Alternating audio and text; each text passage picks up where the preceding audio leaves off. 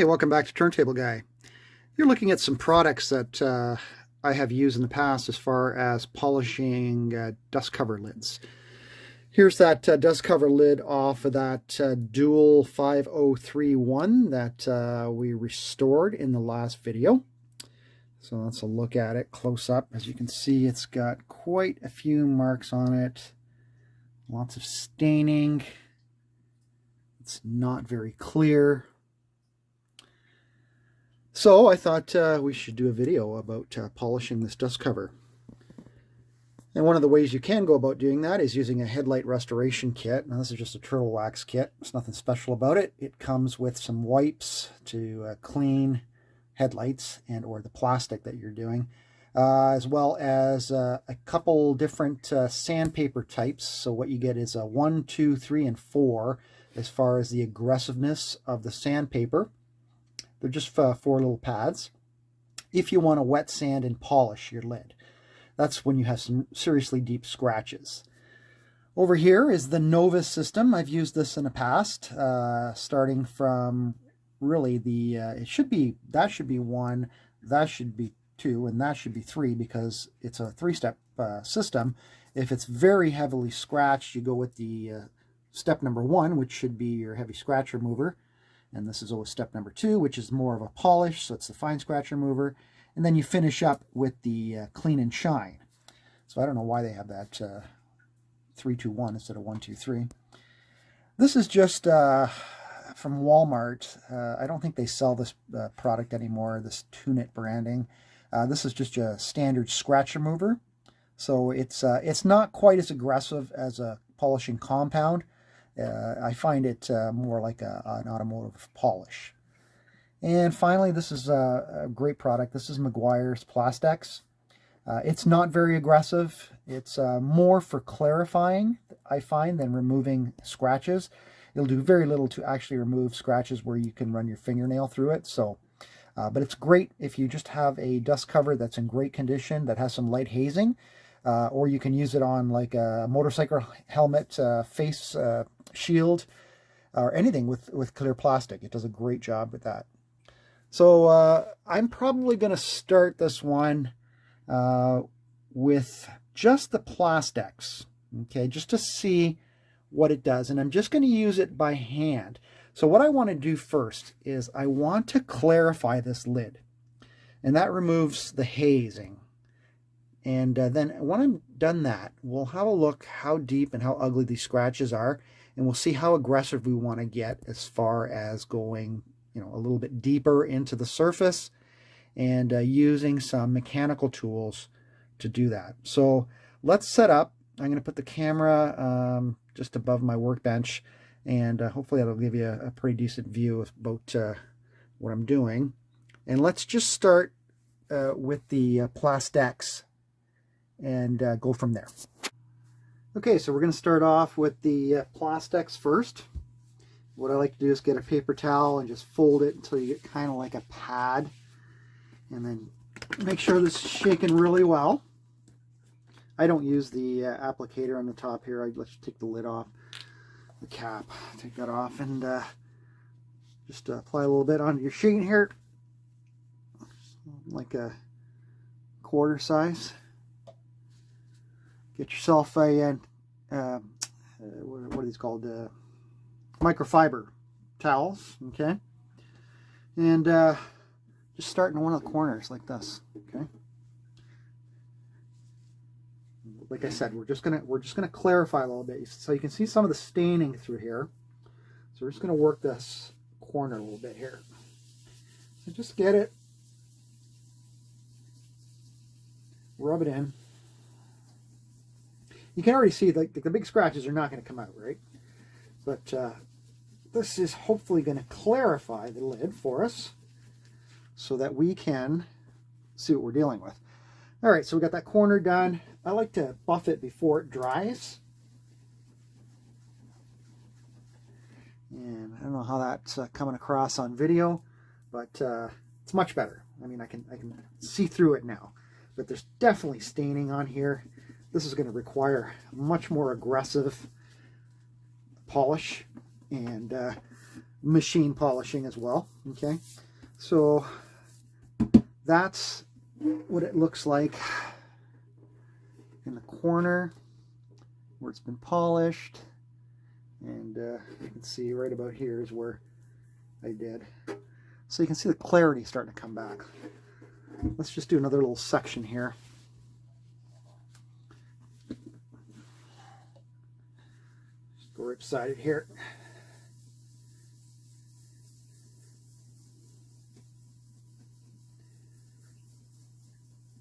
Just work that in, and then quickly remove it. You can see how much clearer that is. So what I'll do, I'll continue this entire lid here. So I'm just going to use the Plastex on the whole lid here. And for you guys are wondering about the inside, it does not hurt to run a very mild polisher like Plastex on the inside and just give it a light cleaning. There's very little chance you're going to have any major or serious scratches on the inside of the lid, right?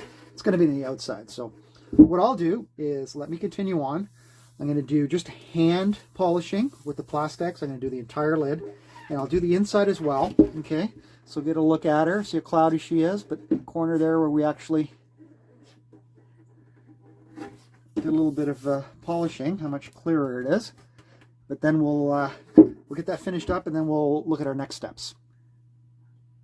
Okay, so I finished the top just with the Plastex. I didn't do the sides or anything yet, just to give you a rough idea of what you're looking at now. I don't know how much better that looks on video, but I can see it here with my own eyes. It's much clearer. I can see through it now a lot better. But this lid has definitely got a lot of problems. There are fingernail catching scratches here, actually all over the place. These almost look like burn marks here. Really bad scratching. There's some looks like some they're not cracks, but some stress cracks almost over here and right here. So they're not pretty. It could have been that something very heavy was placed on top of this thing, and it damaged the actual plastic. So this one's not the nicest cover. It's unfortunate, but we're gonna see how good we get it. So my thoughts are that this one is going to need like pretty much a full restoration. So we're gonna open up the Turtle Wax Headlight Restoration Kit here. What you get in it is a rubbing compound, and you get I like to call it a bottle of water, but it's basically a lubricant for sanding. And then you get your sanding discs. I also have some of my own sandpaper in here. This is 2000 grit, 3M 2000 grit, and these are the pads that come with it. So this one's number 1. There's number 2, number 3, and number 4, and they get finer as you go down the numbers, right? So number 4 is, it's almost like it's got no grit whatsoever. Number 3 is a little grittier, all the way up to number 1, which has the most grit. So let's do a little wet sanding here, and we're going to start like I usually do in a corner. We'll work this corner a little bit, and then I'll do the entire thing. I'll wipe it off, and then we'll go through 3, 2, down to 1, and then we'll compound it. So anyway, let's start with a little bit of water. So like I said, this is basically just to lubricate the surface, right? And you want to get your number 1 pad, and for each pass, so for number 1 we're going to go north-south, okay? You can work this, and you want straight lines here. Don't go in circles. And you're actually going to be removing some plastic. So if you don't feel comfortable doing this, do not do it, because you will be scratching your dust cover. And you'll start to see this milky haze come up. That's the plastic that you're actually removing. So when we're done all the way down to number 1, we're going to have a real haze.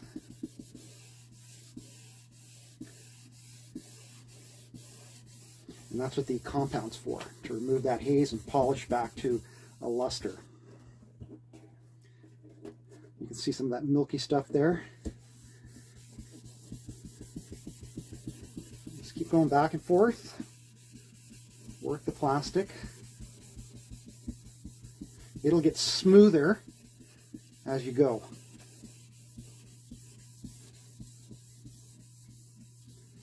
Until it starts to feel slick. All right. So I'm going to continue on with this. I'll keep doing it. I'll wipe it off and then we'll do number 3. Okay, finished up with number 1. Did the whole top of the lid here. And I can already feel that these scratches are not as prominent anymore when I run my hand across it and my fingernail. There were these big gouges here and they have really been taken down. I might actually do another shot with number 1 here just to take it down just a little more. I got a little bit of staining over here, so I just want to some scratches there and there that probably bite down a little bit more. So I'm just going to do another round of number 1 here, and then we'll wipe it clean and see how it looks, and then we'll start with number 2. All done with number 1. I'm pretty pleased with the amount of sanding I got down. This is so much smoother to the touch now. It feels great. I think by the time we're done with all 4 of these pads, we're going to be smoother than the baby's bottom. So here we go. Let's start number 2 now. So I've turned this 90 degrees. So now we're going to sand in this direction. Okay. So no circles here, right? Back and forth, back and forth. So put a little bit of a nice smelling lubricant. We'll flip our pad over from number 1 to number 2. So this is going to be a much milder abrasive,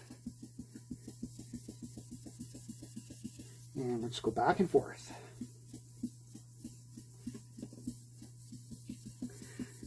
And you'll feel when you hit like a high spot, and just work that area a little bit. You'll feel it under your fingers. It'll sound a little scratchier, right?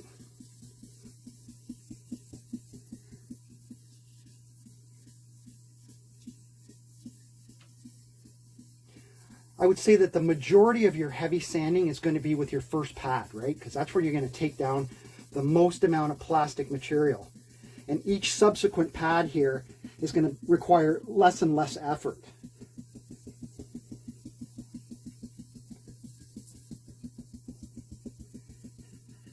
Okay, so let me continue on with that. I'll be right back. Number 2 is done. So what you can do is, I don't know how much or how long these last for. They're starting to get kind of dull.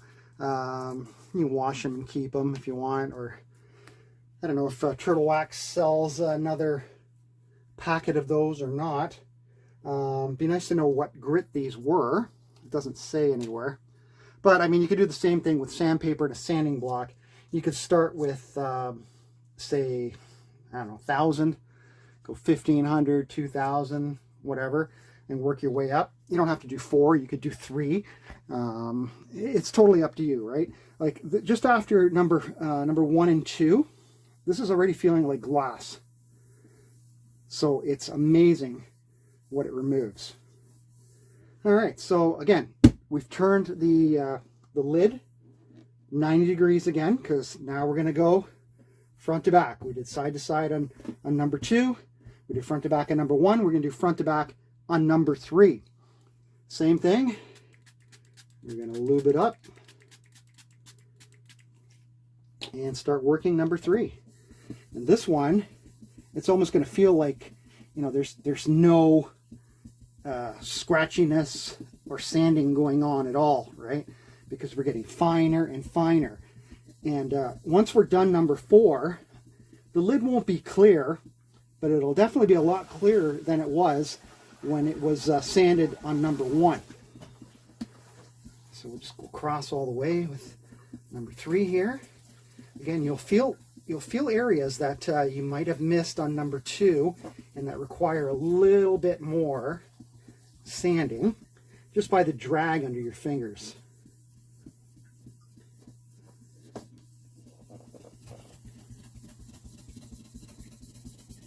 I like to work the edges quite a bit too, because there always seems to be a lot of scratches right at the edges. All right, I'll finish up with this and we'll be back. Okay, we're ready for number 4. Number 3 did a beautiful job at making it even smoother. I mean, I can't feel anything anymore. I've only got one big scratch right here. This one's deep. A couple here that are, you can't really feel them anymore, but they've gone deep enough that you're not going to get them out, right? So, and these stress lines will not come out. They're inside the plastic because you can't feel them. So, all right, so this is the final step. Lube that up, get on number 4, and go side to side again. We've turned it to 90 degrees. So this one is almost just like rubbing a piece of paper on here. There's almost no grit on this pad at all. It's just smoothing it out and taking out any of the very, very micro scratches that might remain from the sanding process. So this one is going to be very, very, very light. It's just going to shine up that plastic a little bit more so we can start compounding. Be right back. Okay, we're done with our 4 sanding pads. And now we're getting to the point where we want to polish and clarify. So I thought, since we're using the kit, let's use some of this Turtle Wax lens clarifying compound. It'll be an abrasive, as far as I would say probably a little bit more aggressive than an automotive polish, but probably not as aggressive as a automotive rubbing compound, right? So what I do is I don't like to pour it on my pad. I like to just apply it and do a little section at a time, because if you put too much on, it's going to splatter everywhere, okay? I'm going to be using a rotary polisher, okay? This is an automotive polisher. It's quite high speed. You need to make sure that, number 1, don't go too fast. So I usually set this at number 3. For your polisher, it could be different. It might be set, I don't know if 3 means 3,000 RPM. I'm not 100% sure. But I set it at number 3. And the trick to using a rotary polish is to keep it moving. Never, ever, ever, ever leave it in one spot. You will burn the plastic, okay? Make sure that as soon as your compound starts to dry up, that you pull it off. You don't want to be buffing with dry compound. You want to make sure that you're always buffing with a liquid, okay? And then, like I said, make sure that you keep it moving. And I'll show you one section here. So I like to get a little bit of compound and apply it like this. Definitely no more than that. Okay, I'm just going to do a little corner here just to see how it works. So you want to just get it on your pad a little bit here, right? And then start moving.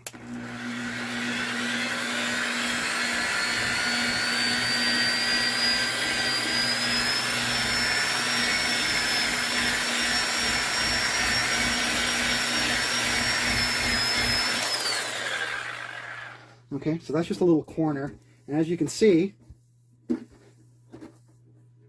the clarity's starting to come back.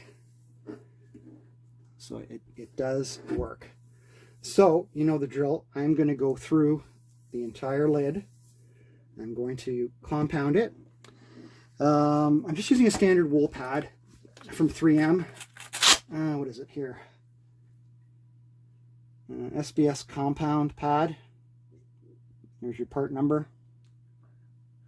You can wash these when you're done, which is really nice. You can reuse them on your cars or whatever. So They just pop on with Velcro. Anyway, let me continue on, and I shall return.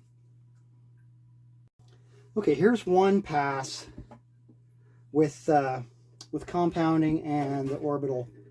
As you can see, we've got some nice clarity going on here. There are some wool pad marks in the dust cover. Now they will be removed by another pass with a light polish, okay?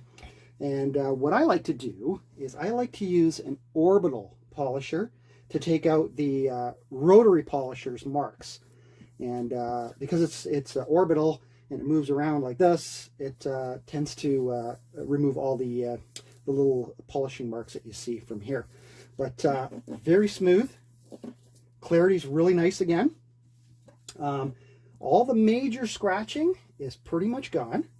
Okay, all the staining is definitely gone. A couple big scratches like here, still there. You're not going to get rid of those, and some larger scratches in here. Like I said, you're not going to get rid of that stuff, right? Unless you really sand the hell out of it, and you don't want to do that because you're going to end up burning the plastic. So anyway, let me continue on with the rotary, and then we'll come back and we'll do a final polish on it. Okay, so we have finished our machine polishing. I've also gone to the inside and I did just a hand polish with the Plastex. Like I said, there's very slim to no chance that the inside of your dust cover is going to be scratched. But just to clarify it anyway, there could be, if it came from a smoker's house, there could be like tar residue or whatever on it, okay? So the last thing we want to do is we just want to remove our polishing marks. And how we're going to do that, we're going to use the Plastex, and we're going to use a orbital. So just little Plastex on there. This is an orbital buffer here, and just work it in.